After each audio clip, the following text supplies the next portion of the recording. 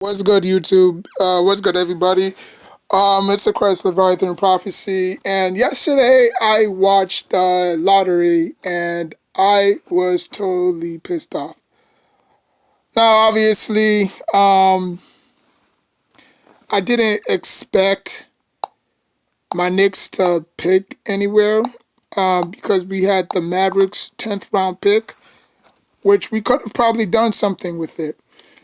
But noticing that we didn't get the pick, um, it's kind of mind blowing. Okay, now I'm gonna be looking at the draft and see if we have some draft rights or some draft picks. Now it says on Yahoo Sports, Knicks lose out on Mavericks first round pick in 2023. Okay, and do the Knicks have their picks, or do the Knicks have their 2023 pick? Okay, no, because we traded that pick to get Josh Hart, remember? In February, the Knicks sent a lottery protected 2023 first round pick to the Trailblazers for Josh Hart. Okay, how many draft picks does the Knicks have in 2023?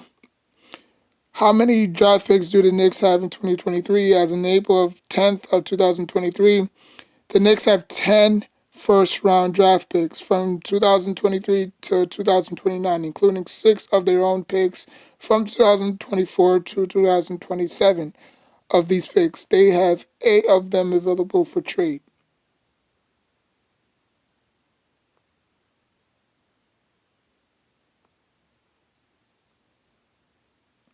Since the Knicks didn't get this year's draft, this year's Dallas pick, the New York will get the Mavericks first rounder, or oh my god, the Knicks will get the Mavs first round pick in either of 2024 or 2025. These picks are also top 10 protected. So yes, my Knicks did not get what they wanted.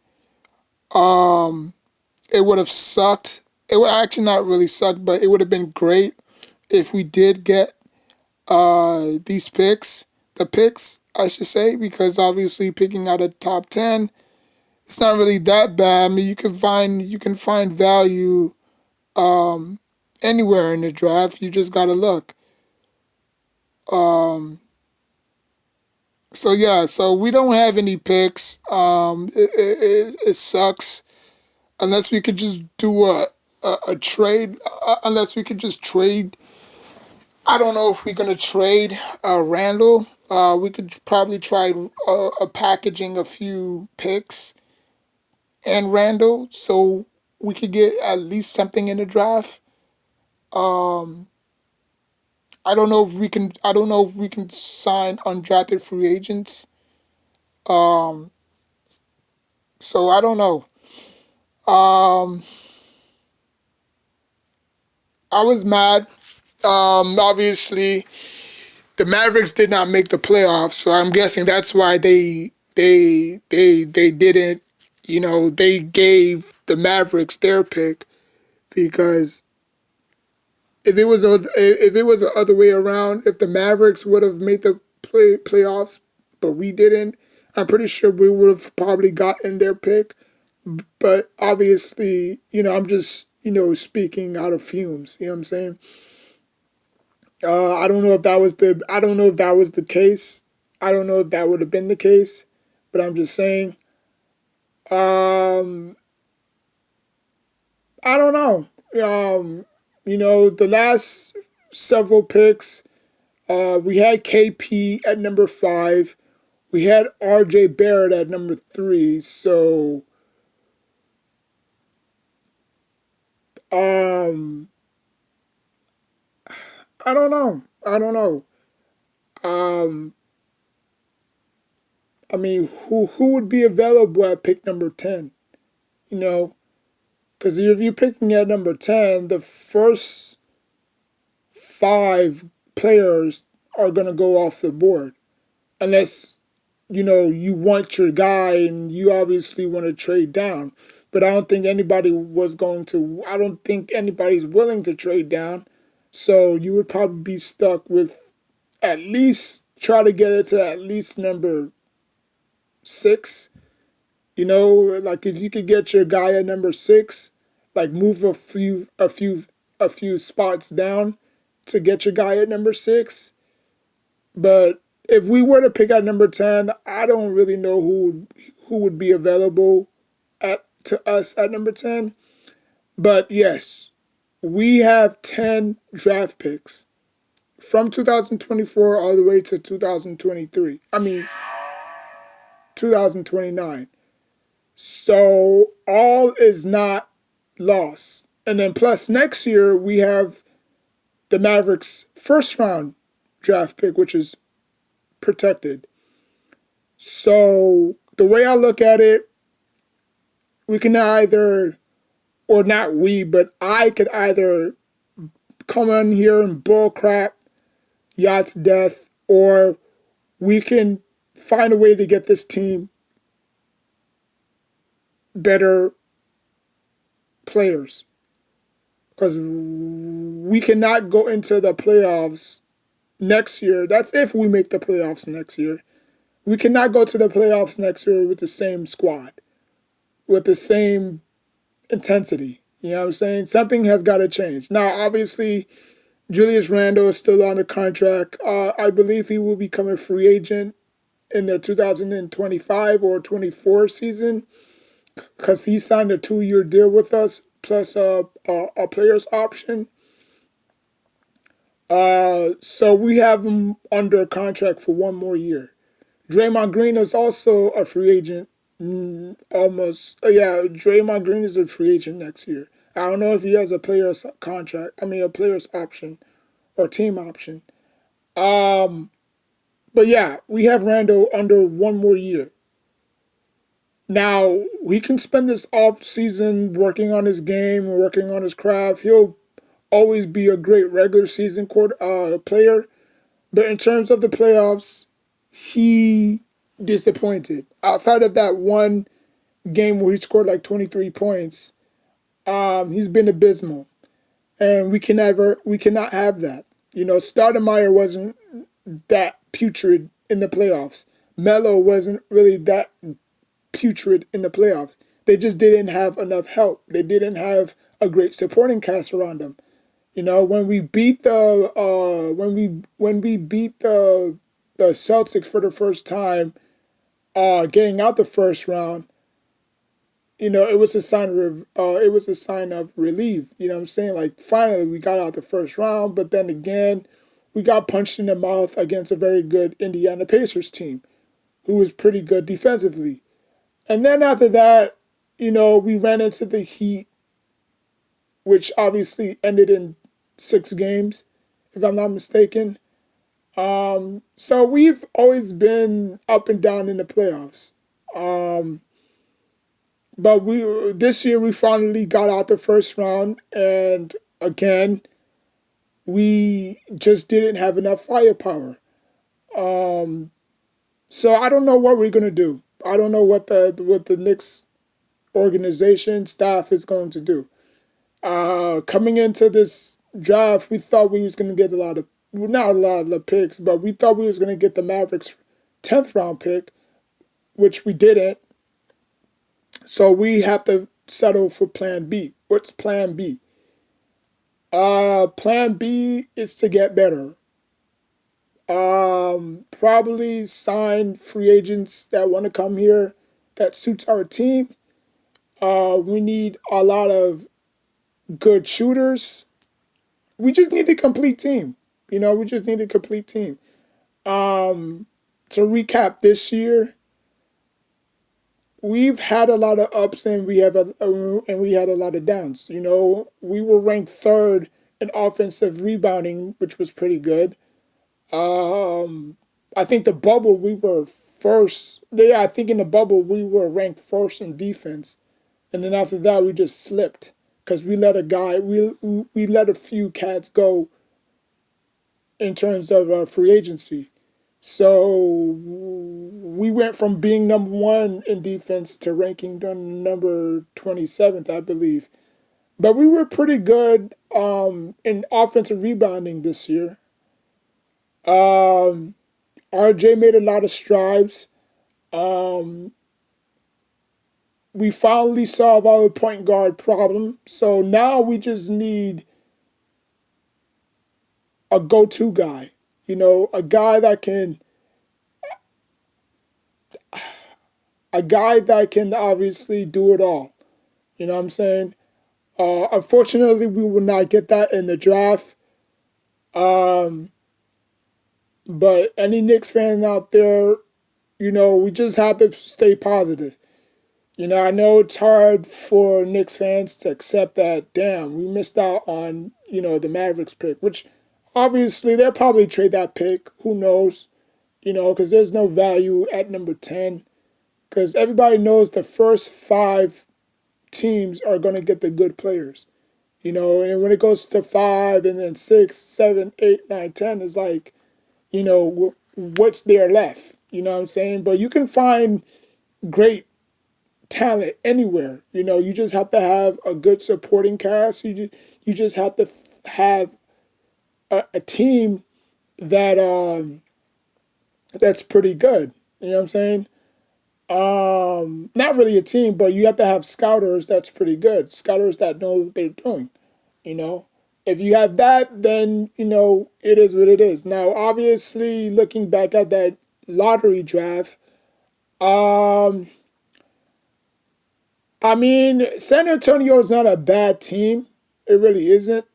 Uh, San Antonio has been pretty good over the years. I think San Antonio had the best stretch from 1999, and then they kind of slipped off. And then like around 2006, 7, that's when they popped up again. So they've been up and down. They've been an organization that's been up and down. They had pretty good. They had a pretty good team around 2014, 15, 13, 12. So, and they had they had the big, not big, I won't call it big three, but they had a complete team in Timmy, Manu, and Parker. You know what I'm saying? And then after that, they drafted Kawhi, and, they always had pretty versatile bigs. They had uh, Tiago Splitter, they had Boris Diaw, they had Marcus Aldridge for a short period of time. They had obviously Tim Duncan, David Robinson. So they always had versatile bigs, obviously Paul Gasol. So the Spurs are not really a bad organization. They know how to draft. They know how to draft, especially, they have that system to where they know how to draft good European players. So I had a mindset that Victor was going to the Spurs. I just didn't come on here and say it, but in my mind I knew that the Spurs was gonna have the number one pick. Um and my friend told me that the NFL should have like a NFL draft lottery, you know. But then again, the NFL does things differently. The worst team always gets their first pick, and then the team that goes on to win the Super Bowl, they get the last pick.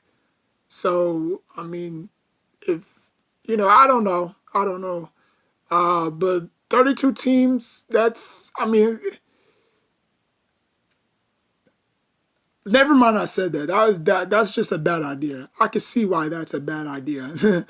The worst team will always get the first pick, and then obviously the team that wins the Super Bowl will always get the last pick.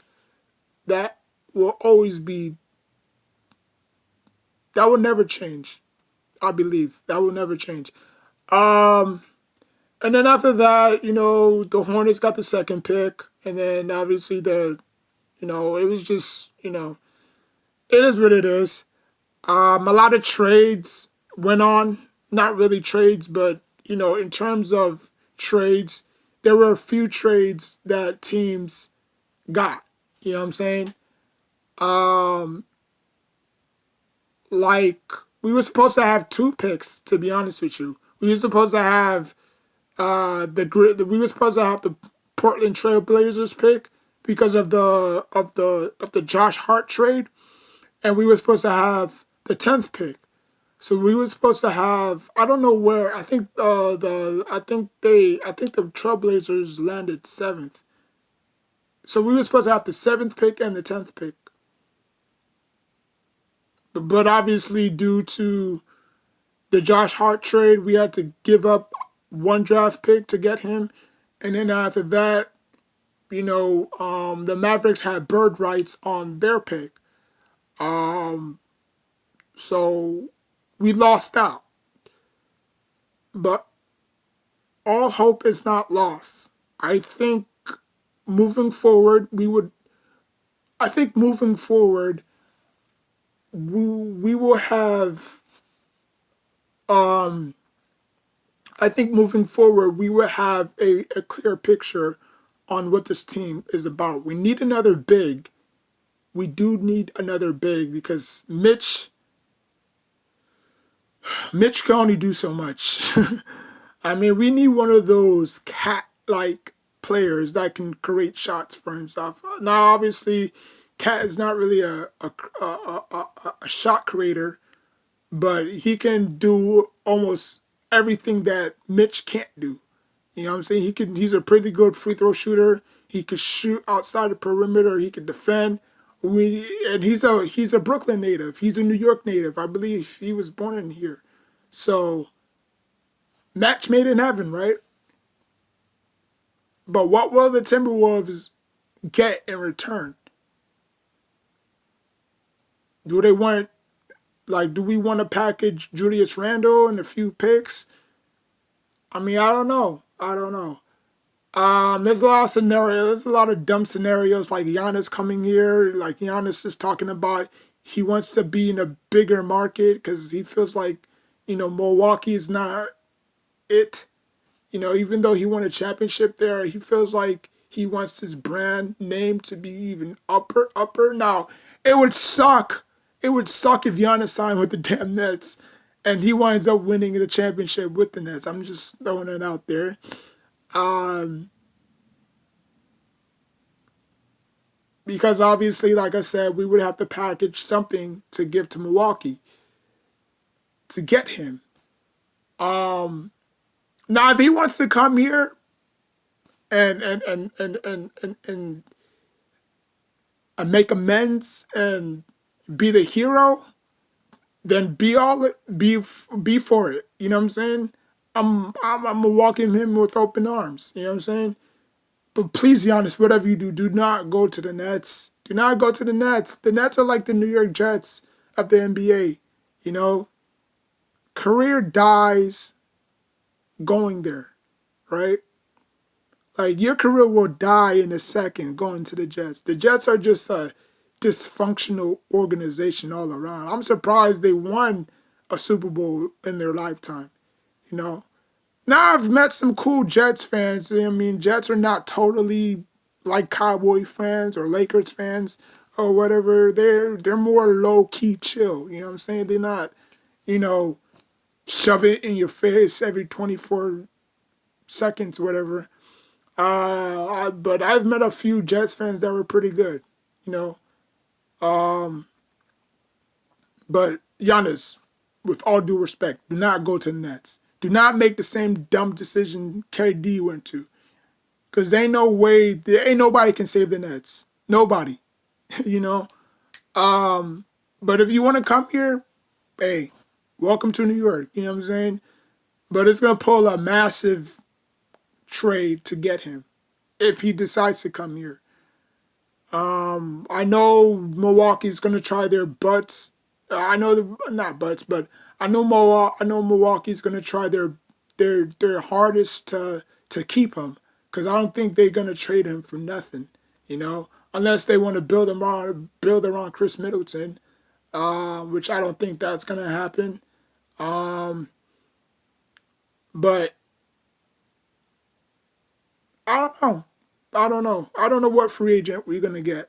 I don't know what free agent is going to come here. Um, all I know is the future is unforgiven, you know, and I'm proud of my Knicks. We accomplished a lot this year, and next year is only the beginning. We have we have 10 draft picks. We have 10 draft picks. We had 11, but obviously we traded one to the Trailblazers, so now we have 10. So we have a lot of draft picks to build this team up. And hopefully around 2009, not 2009, 2029, if some of us is still alive by that time, we could witness something in the making. But until then, take care of yourself and each other.